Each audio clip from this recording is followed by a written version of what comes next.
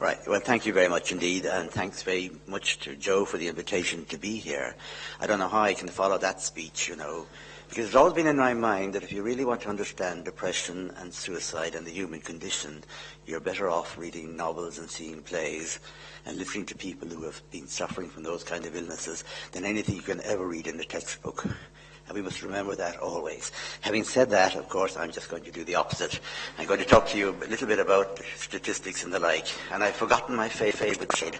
My favorite slide says that 1 in 4 of us will be suffering from some mental disorder.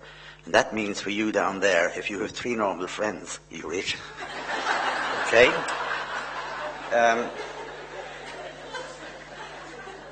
We're going to talk a little bit about this slide first, which just gives you a rough idea of what's happening in the country.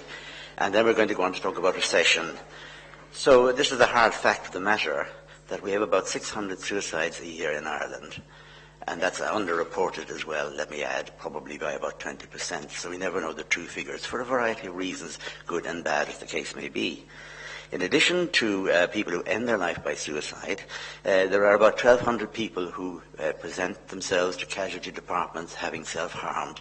But remember, not all self-harm is a suicide act. It's maybe in people particularly who've been sexually abused, a way of getting in touch with their feelings and getting control over their moods and so on and so forth. But for every single one who presents to casualty, there are probably 7 who do not. And that brings us to a grand total of about 70,000 plus people in Ireland who self-harm every year. In addition to that, if you can read this, about 1 million people, we're told, have suicidal thoughts, feelings of hopelessness and poor mental health. We could talk about statistics all the time, but they're kind of inhuman. And the problem with statistics is it tends to sanitize the problem and to distance us from the reality of what suicide is and what depression is and all the rest of it. Behind every statistic, of course, is an unnecessary death and a grieving family and a grieving community. And we leave the statistics there. Apart from what we're going to say about the statistics of recession, because these are very important at the moment. And remember that in recession, the people who are already marginalized go further to the wall and further into the depth of depression and despair. We know this is an interesting quotation. First of all, suicide is a multifaceted phenomena. Each suicide is unique and involves the interplay of all these things: genetic, biology, biochemical stuff, cultural, social, interpersonal, interpsychic, logical, philosophical, conscious and unconscious, and economic factors. According to Durkheim, and we can still say this today, a complete inventory of all the cases of suicide cannot indeed be made, nor the influence of mental alienation shown in each. Only single examples can be cited, which, however numerous, cannot support a scientific generalization. And the problem is we all generalize from our own experience as if that was all there was to it. But our own experience is unique. It tells us nothing about the other person or what's in the other person's head.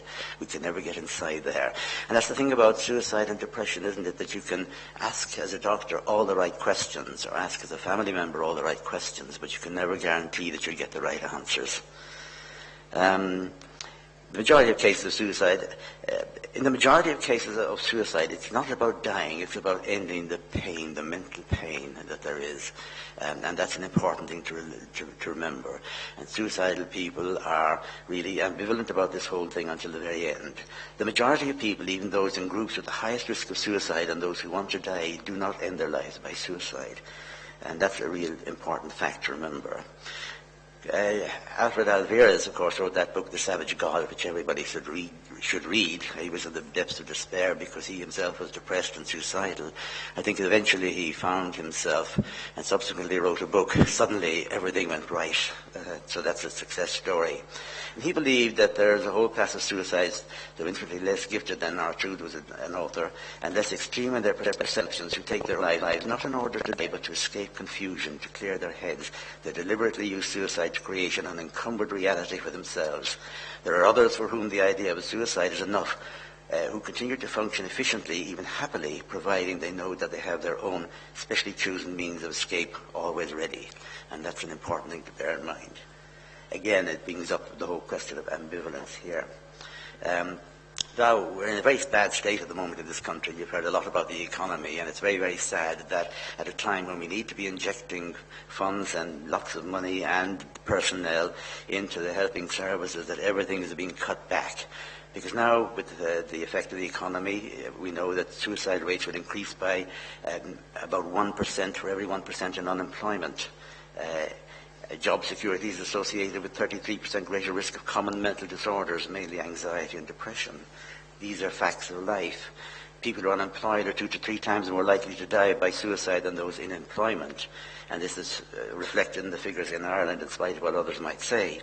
This high risk partly is because people with psychiatric illness are at greater risk of losing their jobs and being pushed aside. The personal impact of recession is really dreadful on mental health. 2 to 3 times the rate of depression, 3 times the rate of psychosis, which is severe mental illness, double the rate of alcohol dependence, 4 times the rate of drug dependence, compared with the general population. And that is really happening at a time, as I say, when the mental health services have lost through early retirement whole legions of very experienced, helpful people. What happens again is an increase of suicide, as I've mentioned, and murder-suicide in particular, and strangely enough, family violence increases, and spousal and child abuse increases, and child neglect. And we're not addressing these issues in any way properly at the moment. The thing I would love to have talked about, just to rush on from there, would be the myths about suicide. And there are many, and you should really know all of these, and you can find them on various websites and in packs that we'll try and get down to you at some stage. One myth, of course, which started here maybe, is that suicide is a weakness, or people who take their own lives are cowards, and that certainly is far from being the truth. Voltaire, on the death of Cato by suicide, which was regarded as a weakness, said, "None but a strong man can surmount the most powerful instinct of nature, and that's to survive." And other people have said, who've attempted suicide, that no matter what they did, they couldn't really complete that act because their body would not allow them. I purposely put this slide overcrowded here because I don't want to go through all the risk factors of suicide, because it would appear to me that almost everything in life is a risk factor for suicide. Some of them risk factors you could think about, because in Western culture it's a sort of male thing, and you can't change that very much without a lot of unethical surgery, which I think some people might like to indulge in. But it's not going to happen. So be aware of the risk factors. You can read them again later. And then the warning signs of suicide are multiple, again based on people's individual experiences. And this is a very, very interesting bit of research which shows you what confusion there is in the country about these things, even among the professions. This research was done, people studied the list of risk factors for suicide on websites, and they found 3,266 different warning signs of suicide, which makes life quite impossible. We can bring those down to a few, like severe anxiety, agitation, differentiate from anxiety, extreme emotional perturbation, hopelessness related to intense sleep disturbance, nightmares and perceived burdensomeness. And we should have put in there as well disconnection from friends and family. And those are the major issues that we have to focus on. Desire for death is an important factor and often arises from a feeling of burdensomeness or disconnected and being alienated. And then we have to ask ourselves, the question is that if emotional pain, hopelessness, emotional dysregulation, and numerous other risk factors for suicide are crucial, why is it that the majority of people, including large numbers of people who actually want to end their lives, do not attempt or complete suicide? And that's kind of a mystery as well in many ways, particularly in this society. And it seems from research that it would show that the people who are actually likely to die by suicide are those who, in other areas of their life, either having suffered abuse or physical or sexual, we know that habituates the victims to pain and lowers the threshold to self-injury. In other words, once you've interfered with the integrity of your body the first time, it's always easier thereafter. And the more you interfere, the more, say, the people cost, the more serious the attempts become, and the more likelihood is of a completed suicide. Right. There are lots of do's and don'ts about suicide which you can rush through. I'm never quite sure how much time I have left. But you need to know these things because all of you will know people who are in trouble and who perhaps you should be questioning and should be asking after them and their health. And you should be brave enough sometimes to mention the word suicide. To know about the warning signs, that's important, and we just outlined them. To act calmly and soothing voices and so on, because tones of voice can be very important in doing things like the counselling. You try to be accepting and honest. You have to give the person control. You try to restrict their access to means of suicide, blocking the exit, as it were, and knowing your limitations and know how, where, and when to get help. And that's extremely important, because there is a huge knowledge gap. The Irish Association of Suicidology did a survey on attitudes to suicide in Ireland in 2006. It makes good reading. But one thing has always stuck in my mind from this, that when we ask people, 1,000 people in the south of Ireland, what services do you know that you could turn to if you were in trouble or you were feeling suicidal? And 38% of young men aged 15 to 24 could not mention one. And they are the group most at risk for suicide. Okay, that's startling. Now, we would hope to repeat that survey again to see, with 7 years of the National Office of Suicide Prevention and a lot of voluntary activity, have things changed. I would probably fear not, because of course we only get interested in the topic of suicide when we are in some way personally touched by it. You don't panic, don't ignore the signals, don't promise secrecy, don't leave the person alone, don't debate the morality of suicide, because that really is not going to be of much interest to people who are at the bottom of that pit of despair and depression. And don't tell the person to be grateful for what they have. We know a young man who died from cancer recently, wondering why young people took their own life and what a disgrace that was. But one forgets the reality of depression and other psychiatric and mental illnesses, and the despair that we can have for existential reasons as well. Don't say that everything will be all right, because it may not be, because people do suffer from enduring psychiatric illnesses and other problems to which they do not, and nobody does have solutions. And don't challenge the person to go ahead, and don't do nothing. Challenge a person to go ahead, of course, is quite a common thing, and there are many stories about this. Well, why don't you get on with it? We want to go home and have our tea. There was some very tragic stories like that of one young man who was going to jump off a water tower in Hungary somewhere some years ago, and the policeman climbed up to the top and talked him down. The policeman coming down first, the young man after him. And they were about a third of the way down when somebody in the crowd shouted up, "Coward!" And the guy climbed up and jumped again, There was another incident like that in San Francisco last year, where somebody was on a high building about to jump.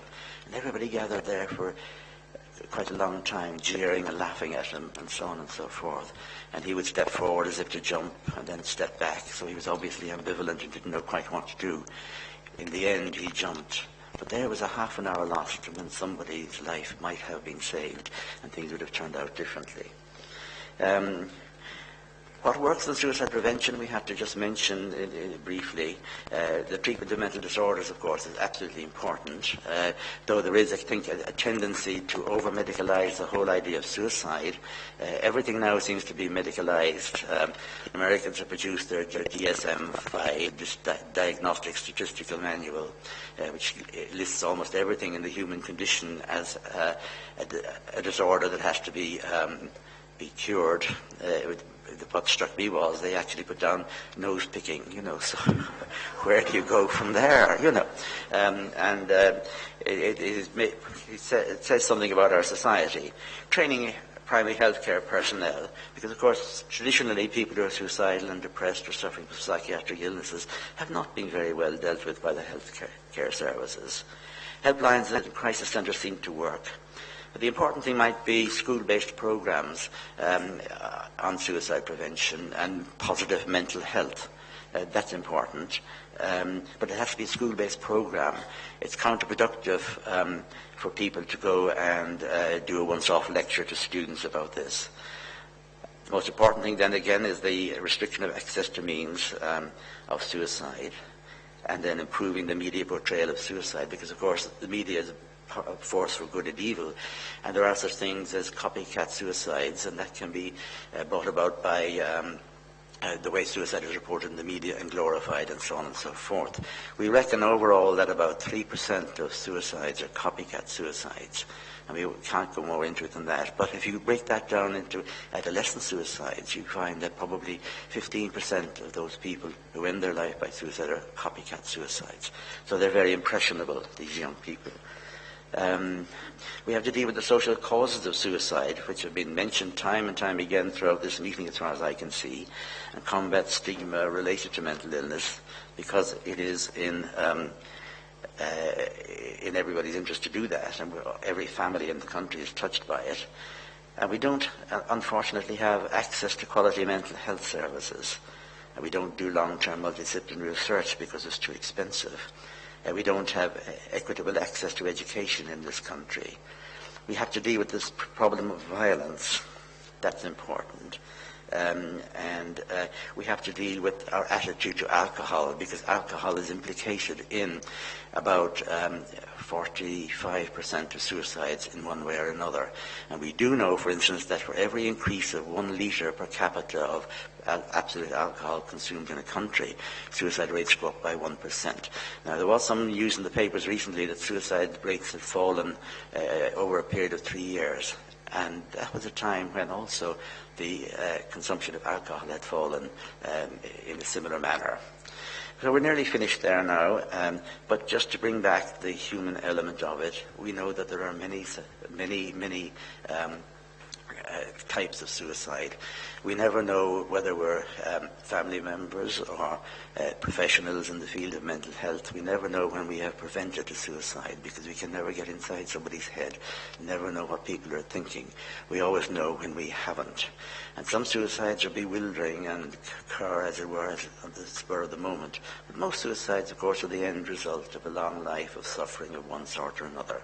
Suffering and despair, disconnection and perceived burdensomeness. This is a story of one young man who had a row with his parents. The victim was a 16-year-old boy who had been suspended from school for misbehavior. His mother grounded him, and they got in a loud argument. He ran from the room, slammed the door, went to the basement and shot himself with his father's rifle. And there were no known mental history causes to that. It's very tragic. And I've, in my own practice over the last 40 years, seen 2 such suicides. This was not one of them, by the way. The other thing that it will illustrate the ambivalence, and some of you may have seen this in a DVD called The Bridge, where people who had survived a suicide attempt by jumping from the Golden Gate Bridge were located and interviewed. There were, I think, about 13 of them. All but one of them was delighted that they had not ended their life at that time. One guy, of course, said that he was sorry he hadn't succeeded. That was 29 years after his jump, Most people don't survive. And one wonders how many people, having jumped, found themselves, as they went to their death, in this man's position.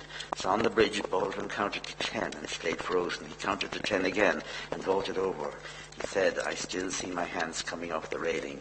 He said, as he crossed the cord in flight, Baldwin recalls, "I instantly realized that everything in my life that I thought was unfixable was totally fixable, except for having jumped."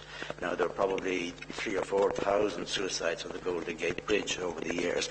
Nobody knows how many, but I wonder how many in that 10 or 12 seconds that it took to get hit the water, how many people had changed their mind too late. And that applies, I think, to an awful lot of suicides, particularly the ones that use very dangerous lethal measures. This comes from literature, and I go back really to our understanding of the human condition. And this is from Tolstoy's Anna Karenina about suicide, and it's quite graphic. At the same instant, she became horror-struck. Now, she had just thrown herself under a train. She became horror-struck at what she was doing. Where am I? What am I doing? Why? She tried to get up to throw herself back, but something huge and relentless struck her on the head and dragged her down on her back. God forgive me, everything, she murmured, feeling the impossibility of struggling. A little peasant muttering something was working on the rails, and the candle by which she had been reading the book, filled with trouble and deceit, sorrow and evil, flared up with a bright light, illuminating for her everything that before had been enshrouded in darkness, flickered, grew dim, and went out forever. And that's the end of an awful lot of people. Thank you for your attention.